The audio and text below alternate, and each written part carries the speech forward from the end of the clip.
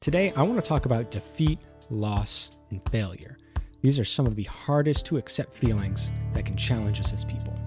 In teaching, we have something known as a hook. You've seen it before. It's a simple question or thought that you focus on while going through a lesson.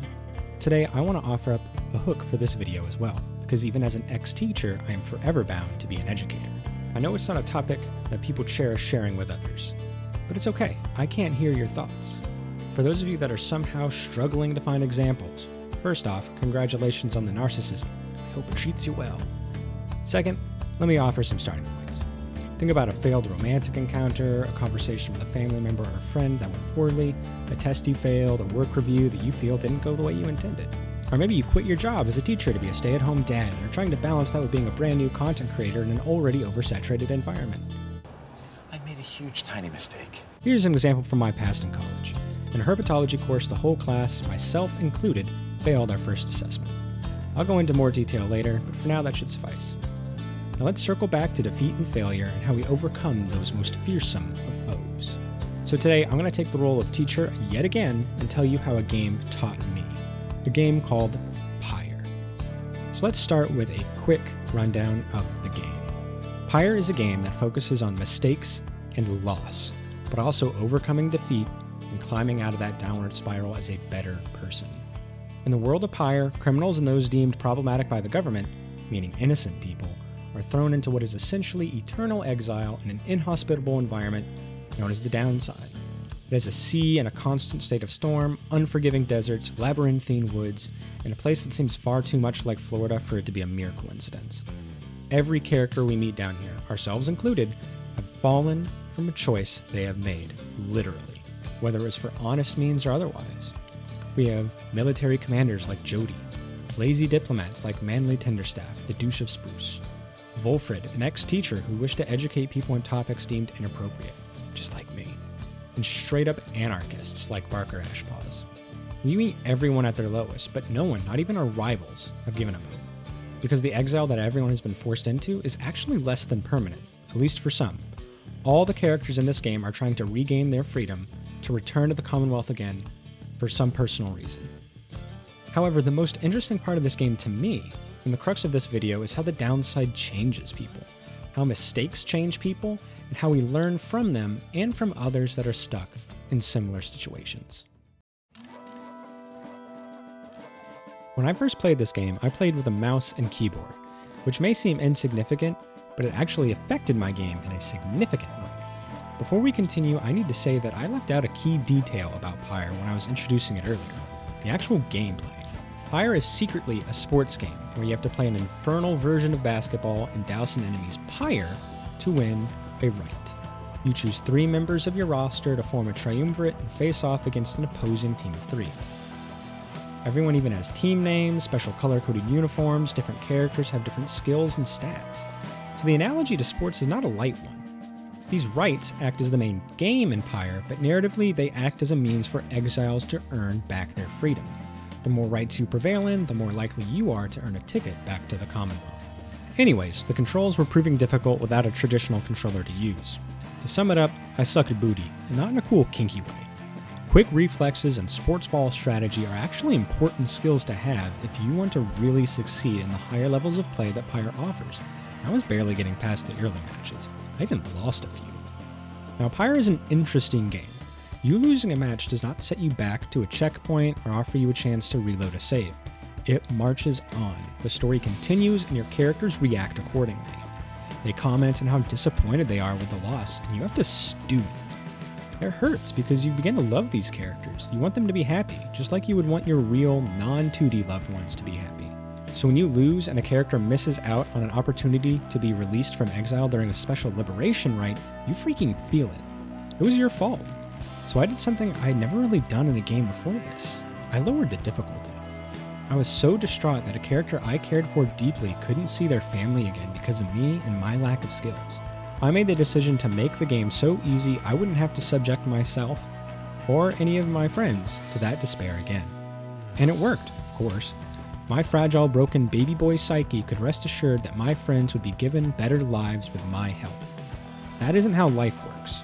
After a bad test, poor job observation, or negative interaction with a family member, you can't go into life settings and set that bitch down to easy mode.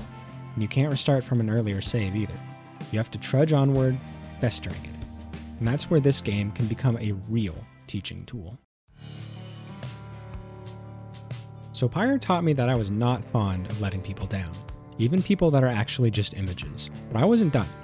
A few years later, I would start a second playthrough of this game, and that's when this story reaches present day. During my second playthrough of Pyre, the first game I ever streamed, I decided to do what I called a losing run. Spoilers for that run and parts of the story as a whole, by the way. I was going to purposely lose every match I could, no matter the rival team's taunting, no matter the heartbreak I knew I was going to feel after seeing my companions forced into loss after loss. I would have to persist. When Volford announced his plan to use our teammates' freedom as a chance to reconstruct the Commonwealth, the place that banished them down here in the first place, I had to say, "Hey champ, one has two thumbs and doesn't give a crap." Even though I totally agreed with his plan, I had to know how the game would play out. There was no doubt that Supergiant planned for this. Let me tell you, I was not let down. And once the game opens up after your first liberation rite, interesting events begin to occur. For example, the first match I had after choices became available to me was against a rival cur named Barker Ashpaz, the anarchist I mentioned earlier. Now Ruki, one of our first friends, owes Barker a large amount of cash, which could potentially put Ruki's family that still lives in the Commonwealth in danger. Ruki demands to be part of this match after betting to have his debt removed if we won, or doubled if we lost. Now I felt like shit, and my will was wavering. I didn't want Ruki and his family to be screwed by me, but I stayed strong and lost like a real winner. Right after the rite, Barker confronts us and makes us another offer. In the downside, the Commonwealth currency called Loon that Ruki owed Barker means very little, but the downside special tender called Soul is valuable. He offers to cancel the debt in full if we give him all the soul we had. Now this can be devastating.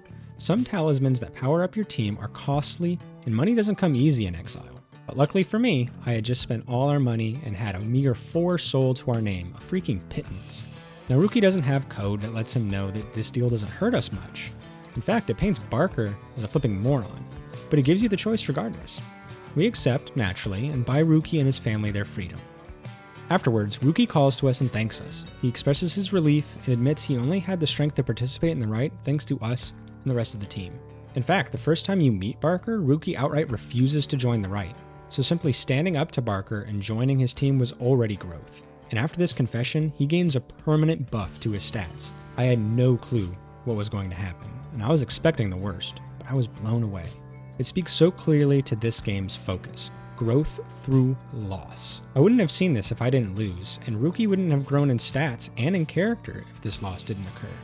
It helped mold him and forge him into a stronger person.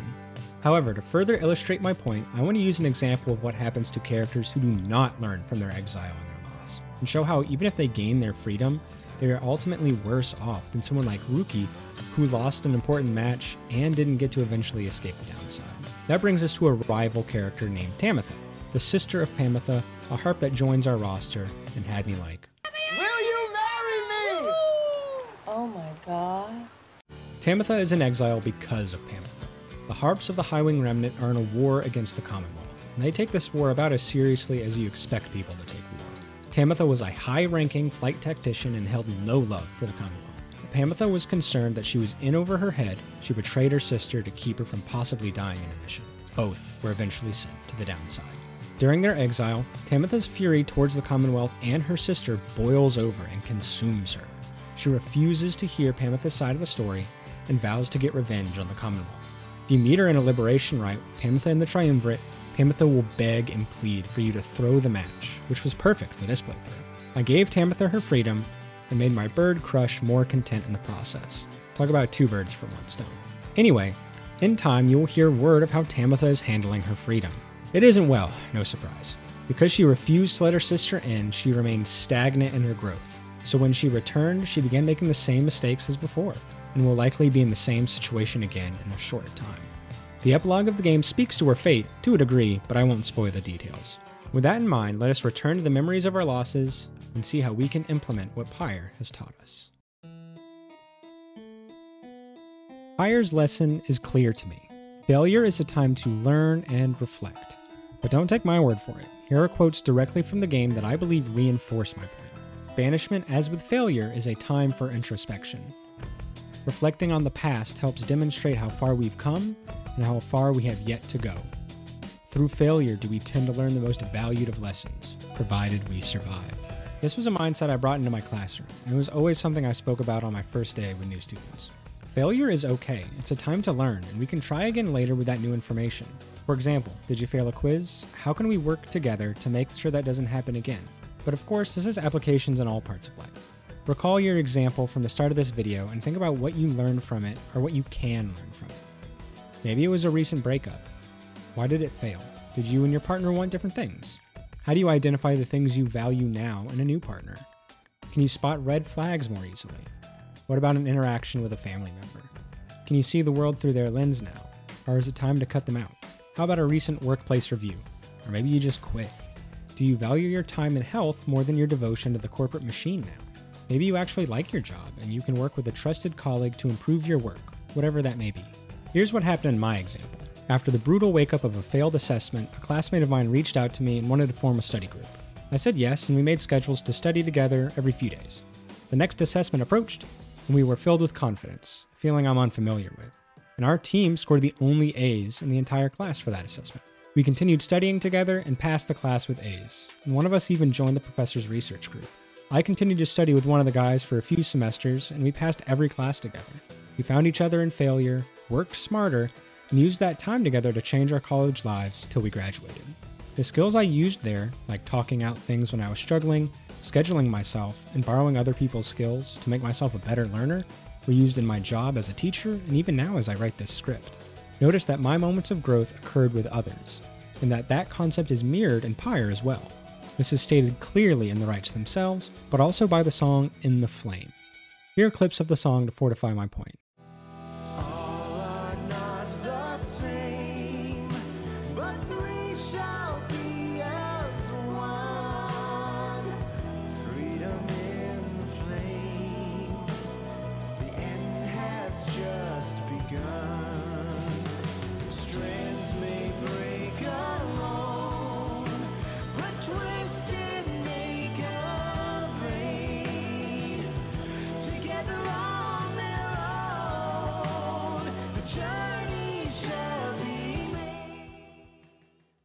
Here's another example from the game about trust between characters leading to a better triumvirate team.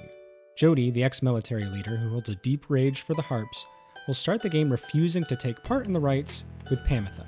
However, if you continue to interact with them both, they will eventually put aside their differences and work together. Even if you put them together and you lose, they will acknowledge that it wasn't because they worked together that they lost. It wasn't the other person's fault. They simply need to work together more and get used to each other. Even if Jody doesn't hold other harps in high regard, she was able to look past her prejudices and see Pamitha as an individual and someone she can trust with her freedom. That is growth. Is she perfect with other harps? No. But this is a huge freaking step for a character whose racism has been pushed into her brain for ages. Now that I've finished my losing run, the entire thing is chronicled on Twitch and on this channel by the way, I can safely say that these are themes that Pyre holds true to. I won't spoil much here, I honestly just want you to play it yourself, and then watch my playthrough maybe. But I will say this, the struggles that our characters go through have payoffs, despite the astronomical amount of losses I received during the run. These payoffs are creative and tie in with the fact that the characters remain in the downside, and often focus on their lives together, and that is all I'll say about the ending. I went into this video with a couple of goals in mind. 1. Get people interested in Pyre. If I'm the only person spreading the gospel of Pyre on the internet, then so be it. When I die, you can put me in a pyre if it gets somebody into this freaking masterpiece of a game. I'm just kidding. I want my body donated to science as a cadaver so a hungover med student can walk into an exam room, see me and say, oh shit, that was today? Anyways, my second point. I want to use my background as a teacher and the themes found in this game to help others. Even as a biology teacher, these themes often found their way into my lessons and off-the-cuff speeches. My lessons were never built around the themes, and tests never asked questions regarding them, but I felt that they were important. This is part of education, hidden lessons, what we try to teach about life, sometimes with subtlety, other times with video essays, gushing about how much a game means to us because of the presence of lessons found within it. Anyway, I could go on for ages about how Pyre is the perfect game, but I have a child to care for, so this shorter video will have to do. I hope one of my points got to you today, that you can accept defeat and learn from loss. That great moments of personal growth can come from some of our lowest moments and your close connections with others that are stuck down there with you. Don't be afraid of failure. Reach out to others when you do. And if you like this video and want to help support an educator who loves games and still wants to support everyone he can, consider liking, subscribing, and sharing your thoughts down below. Also, join me on Twitch to see me play these games live and chat with me. I would love nothing more than to see you there. Be safe and know that you are loved. Play Pyre.